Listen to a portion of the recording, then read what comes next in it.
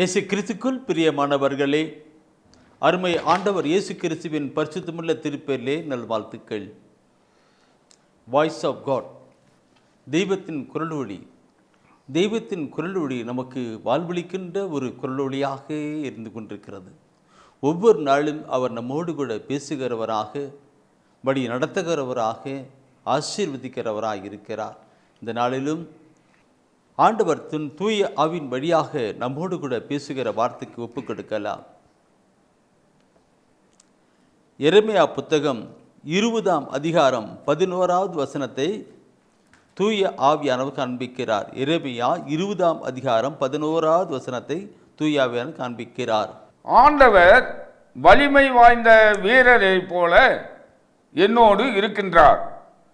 எனவே என்னை துன்புறுத்துவோர் இடறி விழுவர், அவர்கள் வெற்றி கொள்ள மாட்டார்கள். அருமையான ஒரு வார்த்தையை இன்று நமக்கு தருகிற ஆண்டவருக்கு நன்றி கூறலாம். இது எரேமியா சொல்லுகின்ற ஒரு வார்த்தை. அந்த எரேமியா சொல்கிற வார்த்தையை இன்று நீங்களும் நாம் ஒவ்வொருவருமே சொல்லணும். ஆண்டவர் வலிமை வாய்ந்த வீரரை போல என்னோடு இருக்கிறார். நானும் இராணுவத்திலே பணிபுரிந்தேன். அங்கே பலவிதமான நிலையில் இருக்கிற வீரர்கள் உண்டு, போர்கள் உண்டு. அதிலே திறமை வாய்ந்த போர் வீரரைத்தான் அதிகமான இடத்திலே பயன்படுத்துவார்கள், முக்கியமான இடத்திலே. அப்படிப்பட்ட வலிமை வாய்ந்த வீரர் நம்முடைய அருமை ஆண்டவர் நம்மோடு கூட இருக்கிறாரா பாருங்கள். எனவே எனக்கு எந்த விதமான பயமும் இல்லை. என்னை துன்புறுத்துவோர் இடறி விடுவார்கள் என்று சொன்னார்.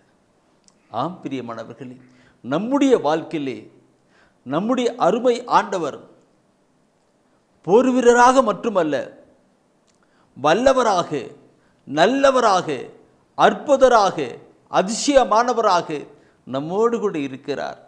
எதற்காக இருக்கிறார்? நம்மை பாதுகாத்து வழிநடத்துவதற்காக இருக்கிறார். பாதுகாத்து வழிநடத்துவதற்காக, நமக்கு எந்த விதமான இடர்பாடுகளும் வராதபடி அவர் பாதுகாக்கிறார்.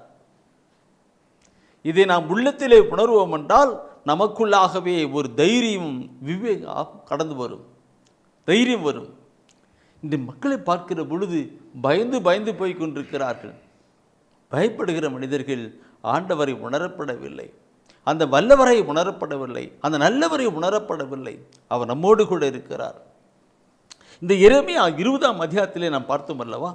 இந்த கருத்துக்களை அதே எரேமியா புத்தகத்திலே 15ஆம் அதிகாரத்திலே 20வது வசனத்தை அந்த பின்னூட்டு பகுதியை பார்த்து பாருங்கள். அதிலே அந்த எரேமியா சொல்லுகிற வார்த்தை தான், ஏற்கனவே சொல்லுகின்ற வார்த்தை தான். எரேமியாவிலே 15ஆம் அதிகாரத்திலே 20ஆம் வசனத்துடைய பிற்பகுதியை படித்து பாருங்கள். அதில் சொல்லுகிற வார்த்தையை பார்க்கணும். ஏனெனில் உன்னை விடுவிக்கவும் காக்கவும் நான் உன்னோடு இருக்கிறேன் என்கிறார் ஆண்டவர். பாருங்கள், இது 15வது வசனம்.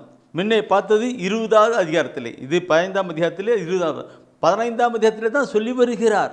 நான் உன்னை விடுவிக்கவும் காக்கவும் உன்னோடு இருக்கிறேன் என்ற வார்த்தையை எரேமியா உணர்கிறபடினால்தான் அவர் அதிலே சொல்லுகின்றார், என் வலிமை வந்த வீரரை போல என்னோடு இருக்கிறார். எனவே என்னை யாரும் துன்புறுத்த முடியாது, அழிக்க முடியாது என்று சொல்லுகிறார். ஆம் பிரியமானவர்களே, முன்னோடு கூட இருக்கிறேன் சொல்லுகிற ஆண்டவர் என்று நம் ஒவ்வொருவரிடம் சொல்லுகின்றார். நான் உன்னை விட்டு விலகுவதுமில்லை, கைவிடுவதுமில்லை, உன்னோடு கூட இருக்கிறேன் என்று நம்மோடு கூட சொல்லுகிறார். எல்லா சூழ்நிலையிலும் நம்மோடு கூட இருந்து வழிநடத்துவராக இருக்கிறார். எரேமியா போல நாம் உள்ளத்தின் ஆழத்திலே ஆண்டவரை மிகைப்படுத்த வேண்டும். ஒப்புக்கொடுப்போம். அன்பின் ஆண்டவரே, நீர் எங்களோடு கூட இருக்கிறீர். வல்லவரும் நல்லவரும் அற்புதரும் அதிசயமானவரும் சர்வ வல்லமுள்ள தேவனாக எங்களோடு கூட இருக்கிறீர். ஆண்டவரே, நீர் படை வீரரை, போர் வீரரை போல எங்களோடு கூட இருக்கிறபடினாலே, எங்களை பாதுகாக்க வல்ல தேவனாக இருக்கிறபடினாலே நாங்கள் உமக்கு நன்றி செலுத்துகிறோம். எங்களுக்கு விழுந்த பொல்லாத உலகத்திலே வருகிற எல்லா தீமையிலும் பாதுகாக்கவும், எங்களுக்கு எதிராய் வருகிறவர்கள் அழிந்து போகவும் நீரே துணை செய்வீராக. ஒப்புக்கொடுக்கிறோம். எங்களை ஆசீர்வதியும். ஒப்புக்கொடுக்கிறோம். எங்களை வழிநடத்தும். ஆமீன், ஆமீன், ஆமீன்.